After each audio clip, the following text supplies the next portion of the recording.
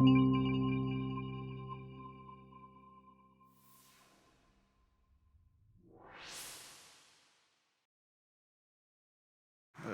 and gentlemen, dear Wolfgang, thank you very much for recalling my speech at the German Society for International Affairs. And I have to tell you, I've since then been saying things that Germans might find even more surprising, namely that you should be spending more on defense. It is not usual for a Pole to be telling the Germans to become more militaristic.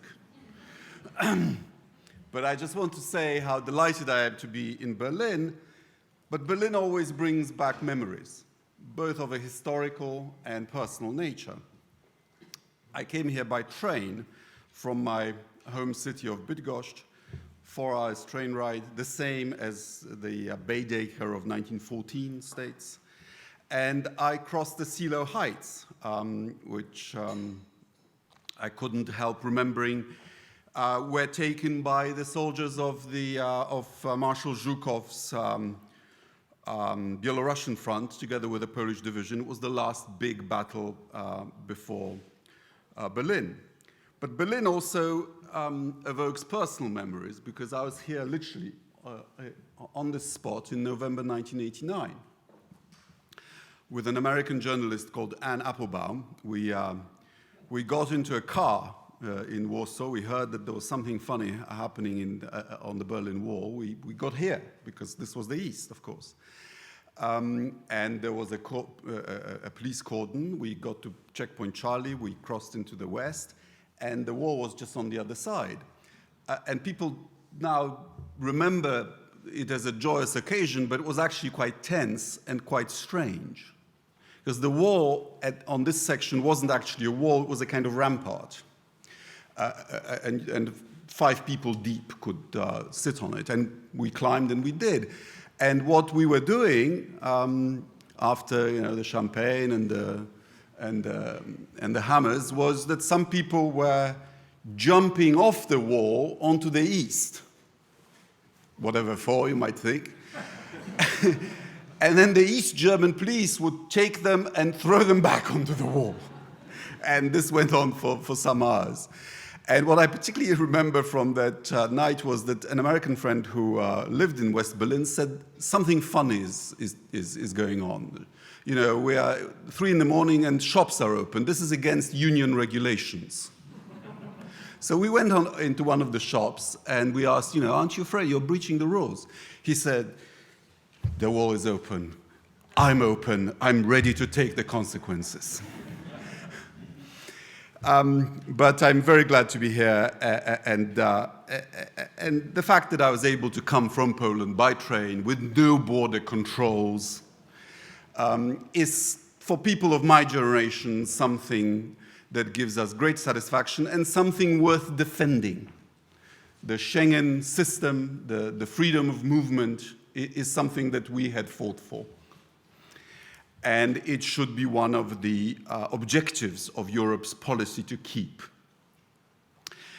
Having said all that, I have not been this worried about the state of Europe and the state of Europe's relationships with not just the outside world, but particularly with its neighborhood. Both of our neighborhoods, the East and the South, are in trouble. Remember, 15 years ago, Francis Fukuyama thought that history had come to an end, and of course he was misunderstood. What he meant was that liberal democracy had won the struggle of ideas, and what was left was a bit of mopping up. Well, I'm afraid it's not that simple. And as has already been said, in the East we're dealing with a Russia that we did our utmost to encourage on a course of coordination and approaching us in terms of ideas, institutions, rule of law, and so on.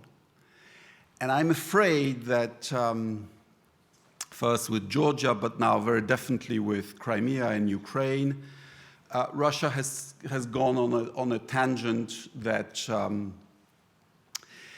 that I think is unfortunate for Russia, but also a challenge for us. Russia has its post-colonial syndrome. Britain, France went through it. Russia does not wish to be a candidate member of the West, does not wish to be an applicant to the rules that we have set. Russia thinks she can be a pole of integration herself and set her own rules. Personally, I think it's misguided, and Russia will not in the long run be able to carry out that role. She just doesn't have the resources. She has the economy depending on the exchange rate between Holland and Italy. And our economy, depending how you count, the European Union, 14 times bigger. Sorry, the European Union, Russia is up to 2 billion. 6 times bigger, together with the United States, 14 times bigger. All of the West, plus Japan, Turkey, up to 20 times bigger than Russia. Russia, challenging us, Russia cannot win. And I rather agree with Zbigniew Brzezinski, my compatriot and the great American statesman and scholar, who says that Russia's choice is either to be an ally of the West or a vassal of China. And then, of course, we have the South. And here in Berlin, I don't have to tell you what the nature of the challenge is. What I will try to do in the couple of minutes left to me is to propose solutions. I think we're at a time when reasonable and reasonably informed people in even the biggest European countries have to know that no single European member state can fix the challenges that face us, either in the East or in the South.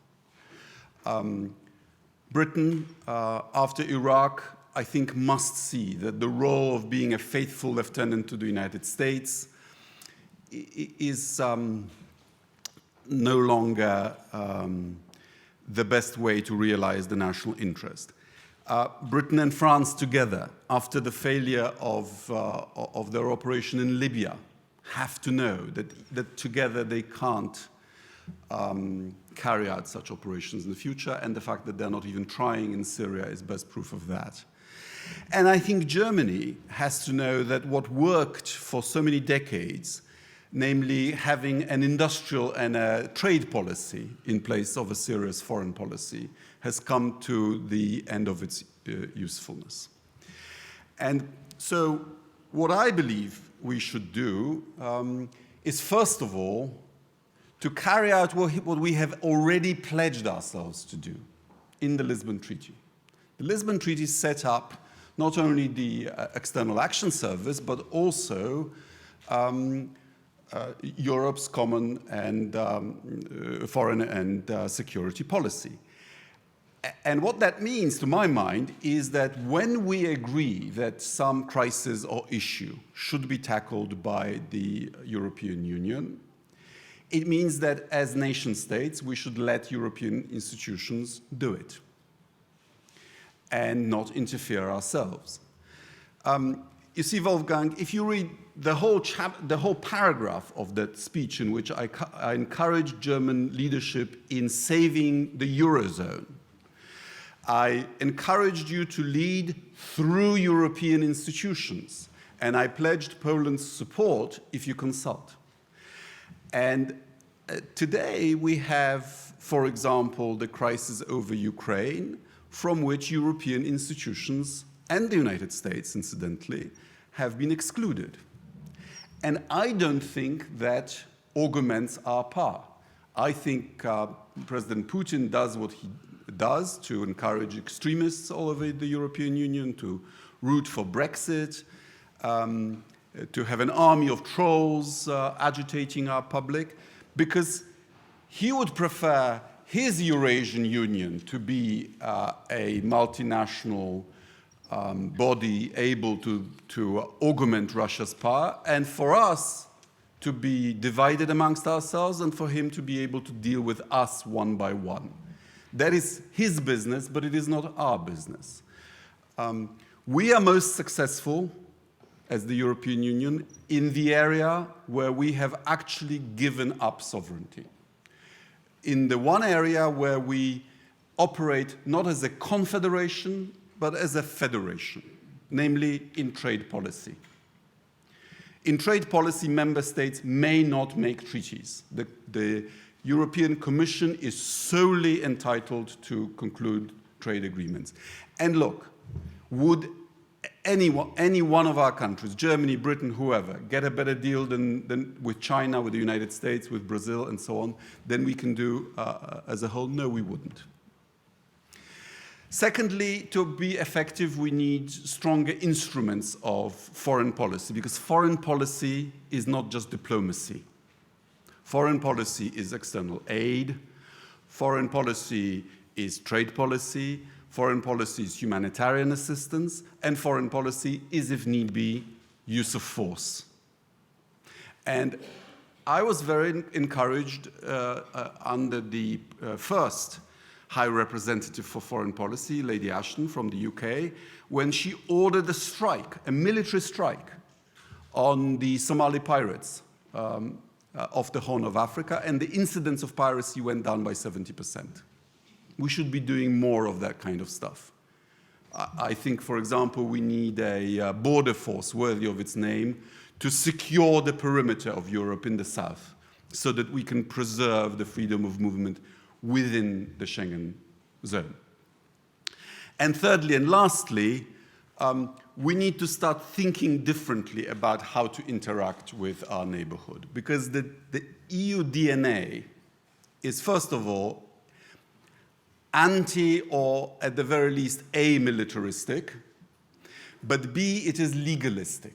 So when a crisis erupts, as it did as a result of the Arab Spring, what we do is we send our negotiators to negotiate visa facilitation agreements or trade agreements. And they spend 5 to 7 years getting such agreements, by which time events have completely moved on. What I'm saying to you is that for us to be effective, we need to become much more political and much more one-sided. I'm a great fan of the words of a British Prime Minister, Tony Blair, when he said that Europe should not be a super state, but it should be a superpower. And what does a superpower do? It grants privileges. Tunisia is doing the right thing. We should, by the decision of the Council, granted trade privileges and visa privileges from tomorrow. When they go off the part of good behavior, we withdraw them. That would be the kind of behavior that would be capable of actually affecting the course of events. So in conclusion, I'd like to say that we need more of Europe in foreign policy, but at the very least, we need to do what we've already agreed to do. Thank you.